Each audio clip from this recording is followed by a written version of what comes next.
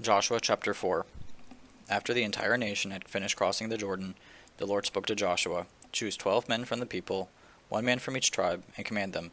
Take 12 stones from this place in the middle of the Jordan, where the priests are standing, carry them with you, and set them down at the place where you spend the night."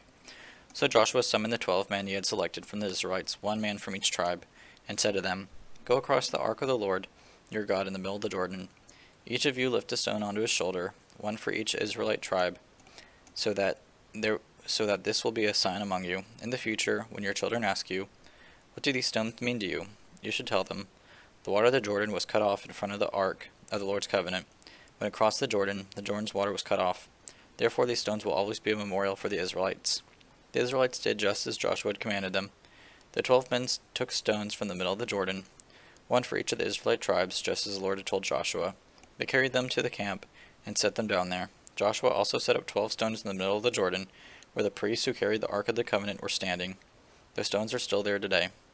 The priests carrying the ark continued standing in the middle of the Jordan until everything was completed that the Lord had commanded Joshua to tell the people, in keeping with all that Moses had commanded Joshua. The people hurried across, and after everyone had finished crossing, the priests with the ark of the Lord crossed in the sight of the people. The Reubenites, Gadites, and half the tribe of Manasseh went in battle formation in front of the Israelites, as Moses had instructed them. About 40,000 equipped for war crossed the plains of Jericho in the Lord's presence. On that day the Lord exalted Joshua in the sight of all Israel, and they revered him throughout his life, as they revered Moses. They told Joshua, "Command the priest who carry the ark of the testimony to come up from the Jordan." So Joshua commanded the priest, "Come up from the Jordan." When the priest carrying the ark of the Lord's covenant came up in the middle of the Jordan, and their feet stepped out on solid ground, the water of the Jordan resumed its course, flowing over all the banks as before.